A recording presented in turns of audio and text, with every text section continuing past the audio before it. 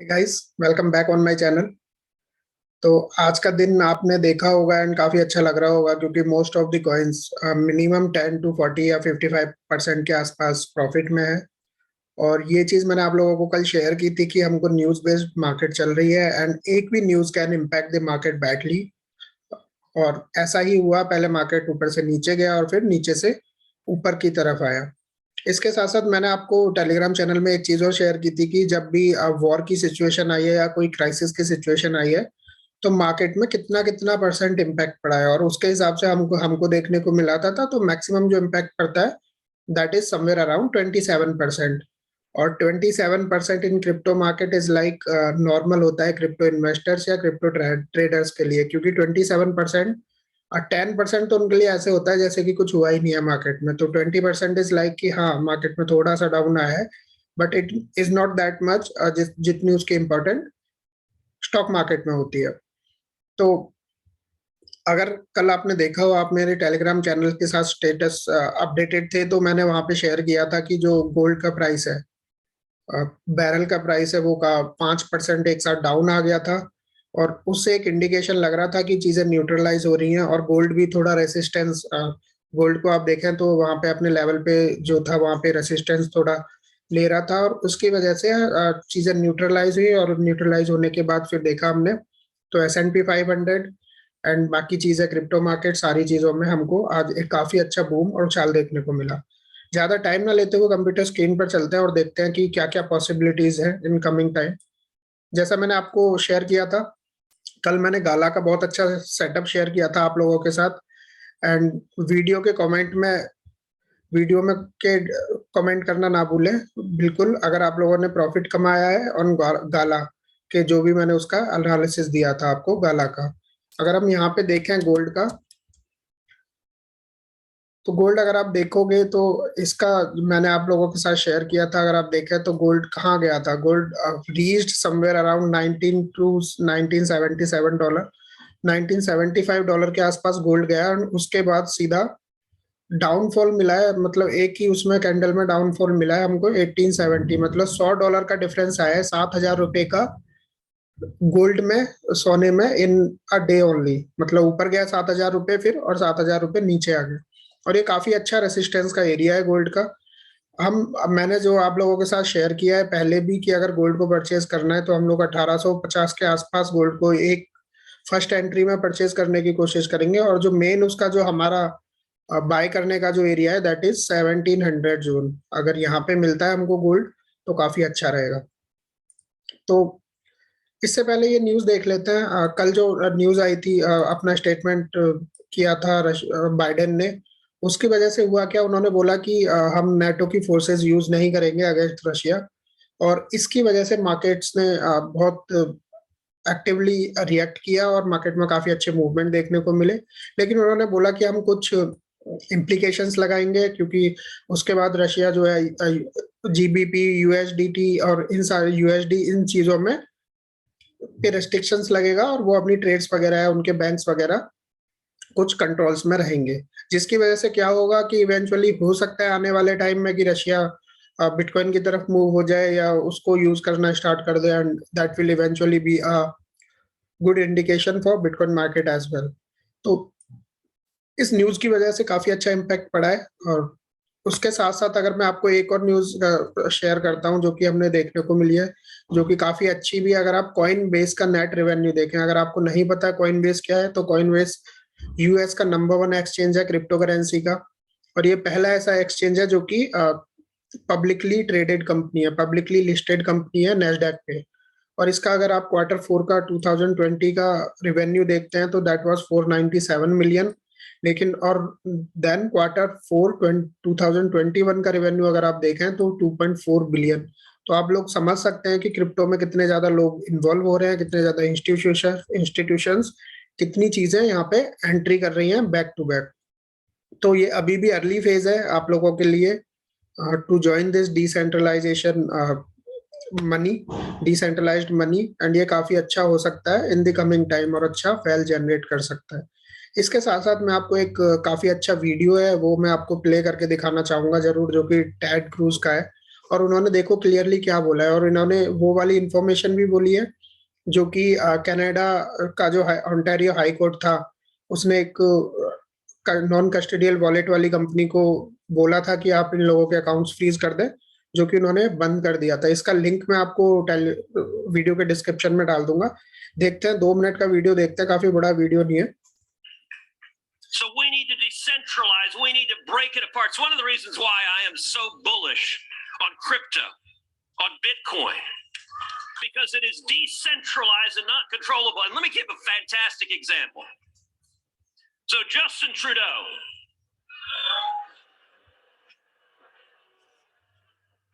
said, I don't like me some truckers, so we're going to seize your assets.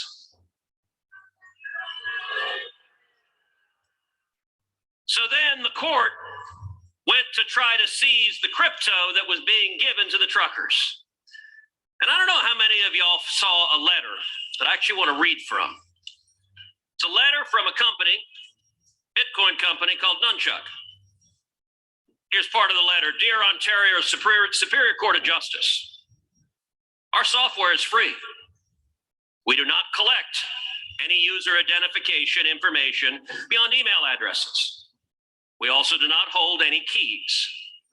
Therefore, we cannot freeze our users' accounts.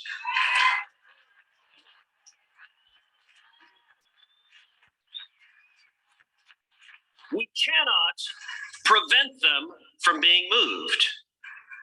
We do not have the knowledge of, quote, the existence, nature, value, and location of our users' assets. This is by design.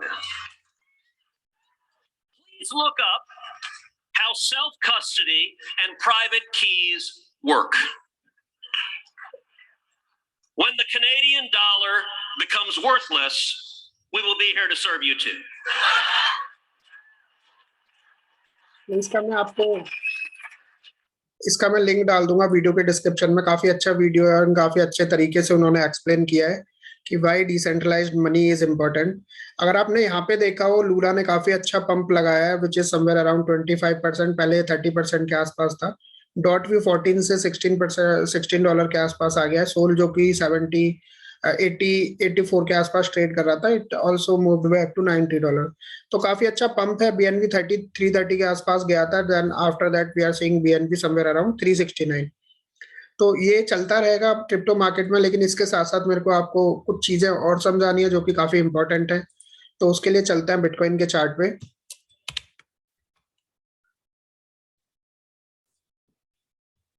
यहाँ पे अगर आप देखें तो ये bitcoin का daily chart है, ठीक है। और इस चार्ट के अकॉर्डिंग अगर आप देखें, जब भी बिटकॉइन में डाउनफॉल का मूवमेंट हुआ है या अपवर्ड मूवमेंट हुआ है, तो आप कैसे भी देखें चीजों को, यहाँ से हमने डाउन होना स्टार्ट किया था।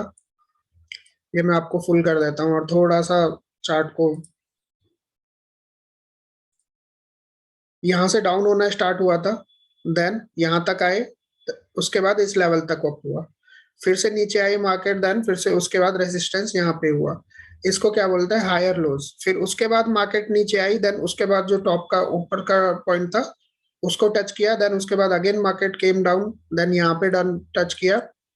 तो सेम ऐसे ही चल रहा था अनटिल एंड अनलेस जब ये वाला जो लेवल है, अगर आपने इसको देखा हो, और मैंने क्यों बोला था आपको कि हेड एंड शोल्डर पैटर्न बन रहा है, अगर आप इसको देखें, ये वाला इसका लेफ्ट शोल्डर था, ये हेड बना, एंड देन सेम एग्जैक्टली ये राइट शोल्डर बना, और ये मार्केट कहाँ तक आया 34,000 के लेवल तक बिटकॉइन आया, और इसने विक दिखाया एंड देन सीधा ऊपर की तरफ चला गया। मतलब इस वाली कैंडल में ने बहुत सारी लिक्विडिटी जो सेलर्स की थी वो डाइजेस्ट कर ली एंड मार्केट ऊपर की तरफ आ गया। अब लॉजिकली अगर मैं इसको 4 घंटे के चार्ट पे लेके चलता हूँ तो क्या होना चाहिए था, अगर मार्केट में मूवमेंट होनी थी तो ये वाला जो मूवमेंट था ना, ये यहाँ तक होता एंड उसके बाद फिर हमको रेसिस्टेंस देखने को मिलता और मार्केट नीचे की तरफ आता, बट ऐसा नहीं हुआ है, ठीक है। और ये मेन फैक्टर होता है टू अंडरस्टैंड द मार्केट। अभी हम देखें और इस पंप ने किया क्या है वो मैं आप लोगों को बता देता हूँ कि व्हाट एक्चुअली हैपेंड। तो मैंने आप लोगों को जो पुराने अपने वीडियो में शेयर किया था, यहाँ पे देखें तो ये काफी अच्छा सपोर्ट जोन था, बहुत ही स्ट्रॉन्ग सपोर्ट जोन था। अब क्योंकि मार्केट ने इसको एक ही झटके में ब्रेक कर दिया था, तो इसको इट वाज नेचुरल कि ये काफी स्ट्रॉन्ग रेसिस्टेंस की तरह काम करता to the market, and it did as well.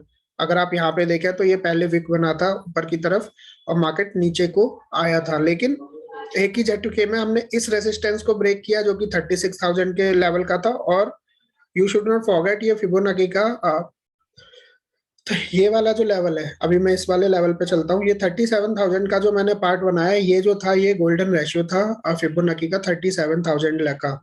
तो यहाँ पे मार्केट को एक और यहाँ पे रेसिस्टेंस था, एक और ब्रेकर था, एंड एक जो नेक्स्ट ब्रेक थ्रू था दैट वाज दिस जोन, यहाँ पे जो 38,000 का जोन था।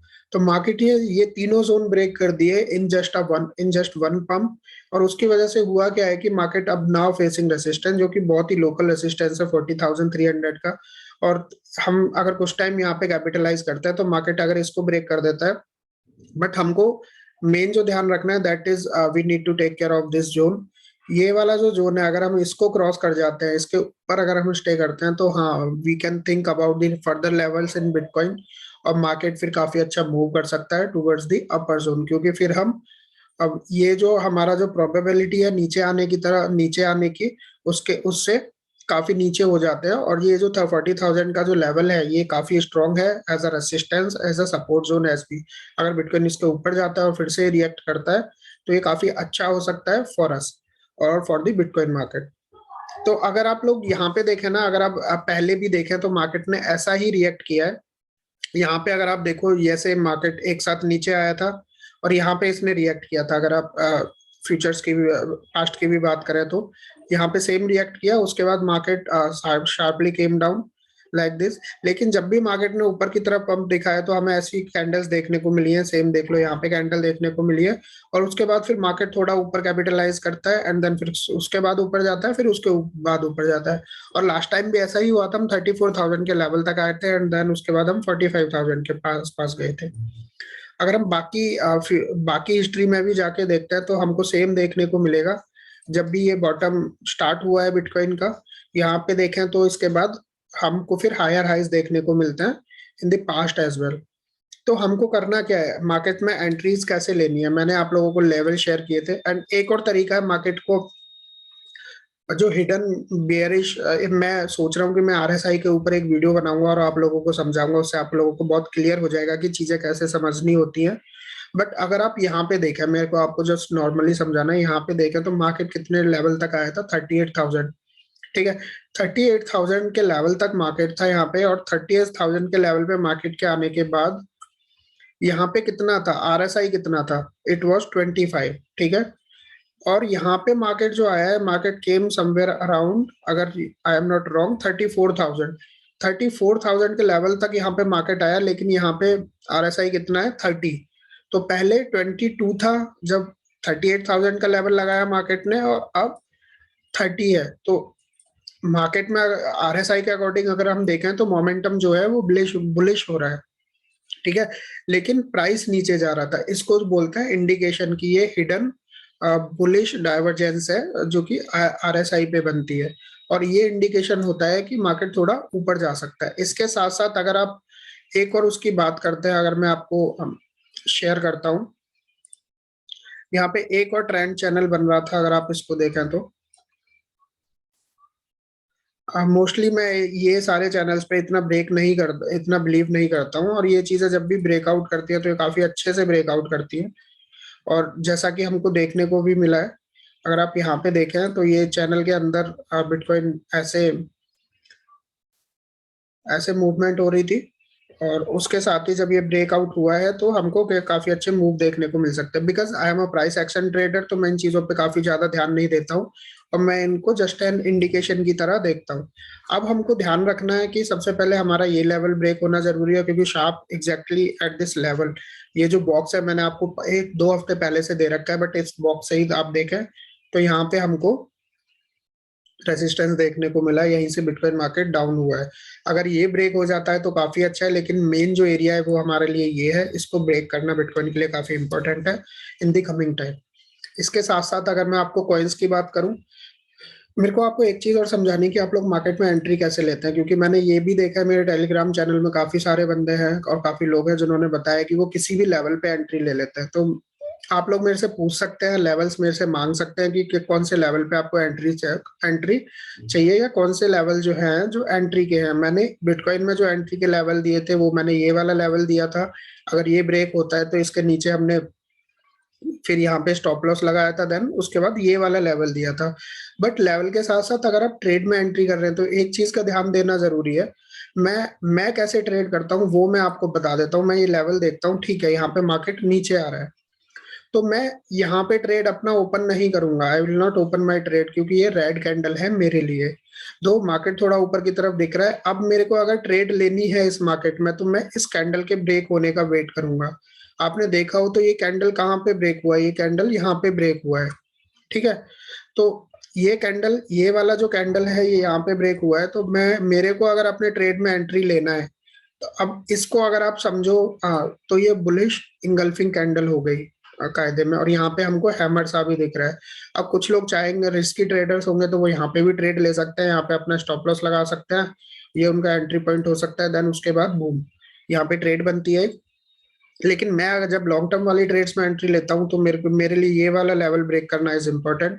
अब क्योंकि ये वाला इस कैंडल ने ब्रेक किया, इस कैंडल के हाई पे मैं अपना एंट्री पॉइंट लगाऊंगा, मैं एंट्री लूंगा, और इस कैंडल के लो पे मेरा स्टॉप लॉस रहेगा। अगर मार्केट नीचे आती है यहाँ पे मेरी ट्रेड क्लोज हो जाएगी, अगर मार्केट ऊपर जाती है तो ये मेरा TP1 है जो कि ऑलरेडी हिट हो गया, यहाँ पे मैं अपना 30% अमाउंट निकाल लूंगा और मेरा जो स्टॉप लॉस होगा वो यहाँ पे मूव हो जाएगा एट दी एंट्री जोन। अब अगर मार्केट इस लेवल पे आती है, मेरे को पता ही है रेसिस्टेंस है, तो यहाँ पे मैं अनदर 30% जो वैल्यू है वो रिमूव कर लूंगा और मेरा स्टॉप लॉस सेम रहेगा एंट्री जोन पे, ताकि मेरे को कोई लॉस ना हो।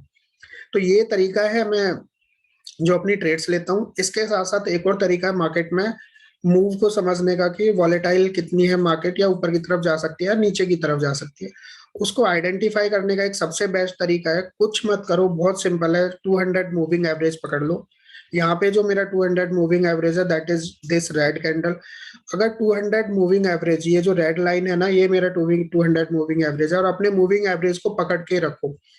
आपको 200, 50 एंड 20, ये तीन मूविंग एवरेज पकड़ के रखने हैं अपने चार्ट पे। 20 जो होता है, अगर 20 पे सपोर्ट लेता है बार बार मार्केट, तो उसका मतलब होता है कि स्ट्रॉन्ग बुलिश ट्रेंड है, मतलब आप मार्केट में स्ट्रॉन्ग अपवर्ड मूवमेंट हो सकता है। जब भी मार्केट 20 मूविंग एवरेज पे सपोर्ट लेगा उसके बाद और ऊपर जाएगा, फिर उसको रिटेस्ट करने को आएगा, फिर ऊपर जाएगा। 20 ब्रेक होता है तो देन सेकंड जो लेवल होता है हमारा जो एज अ सपोर्ट होता है मार्केट डाउन आने पे, दैट इज 50 मूविंग एवरेज।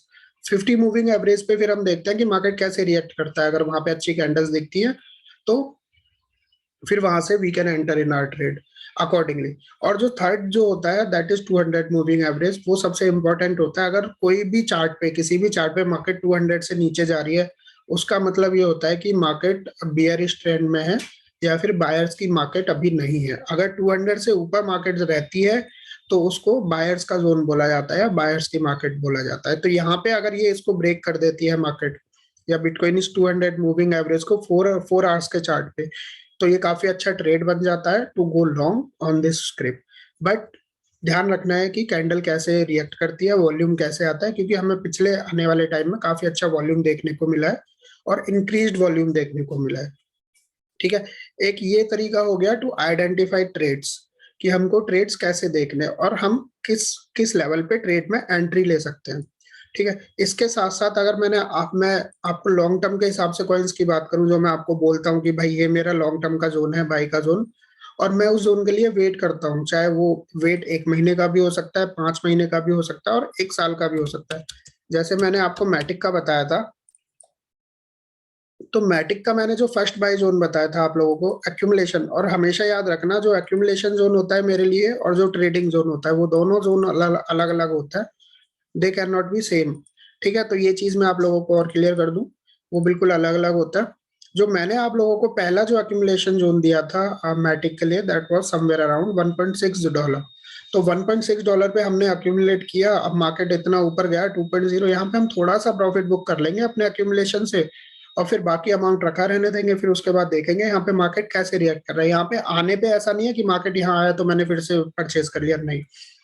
अब मेरे को देखना है बिटकॉइन की कंडीशन की, बिटकॉइन में क्या हो सकता है, मार्केट में न्यूज कैसी चल रही है।